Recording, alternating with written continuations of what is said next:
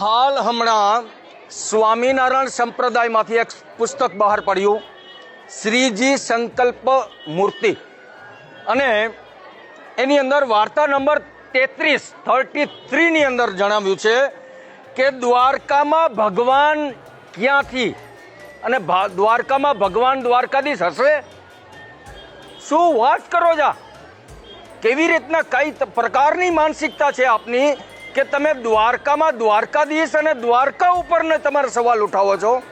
આદિકાળથી આ દ્વારકા અને દ્વારકાધીશ કેવી રીતના શોભાયમાન છે, દિવ્યમાન છે, એને તમારે વાંચવું હોય, સમજવું હોય, આટલા પુરાણો છે. સ્કંદ પુરાણમાં આવો અને આ પુરાણોને આક્રાંતાઓ, વિધર્મીઓ, અધર્મીઓએ ચણચેડા કરીને ઘણી બધી કોશિશ કરી. તો આપ કોણ છો ભાઈ? દ્વારકામાં દ્વારકાધીશ ઉપર સવાલ કરો છો કે ત્યાં નથી. દ્વારકાધીશને તમારે દર્શન કરવા હોય તો તમારે વડતાલમાં આવવું પડે. કઈ પ્રકારની માનસિકતા?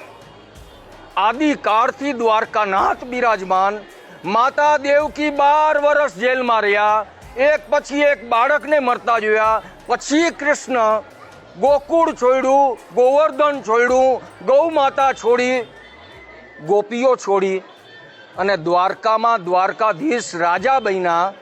યુતિ, નીતિ, રણનીતિ અને રાજનીતિ, અને દ્વારકાથી જ અધર્મની ખિલાફ કેમ ધર્મની સ્થાપના કરવી આ આખું જગત જાણે છે. આખું જગત જાણે છે. અને તમે કંઈક નવી વાર્તા લઈને આવ્યા. હવે એ નવી વાર્તાની અંદર તમે એમ કહો છો કે તમારે દ્વારકાધીશના દર્શન કરવા હોય તો વડતાલ આવવું પડે. આ સ્થિતિ પરિસ્થિતિ કેવી રીતના સમજી શકાશે?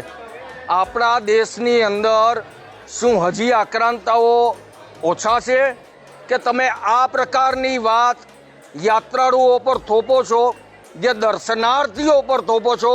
આ બેવકૂફી વાતો જે છે આવી બધી ન કરાય. હા, વડતાલ આવો, નારાયણના દર્શન કરો, દેવના દર્શન કરો, એ વાત સત્ય છે. પણ દ્વારકામાં દ્વારકાધીશ છે એ અચલ છે. દ્વારકામાંથી દ્વારકાધીશ કોઈ દિવસ આદિકાળ હતા અને રહેશે પણ. જય દ્વારકાધીશ.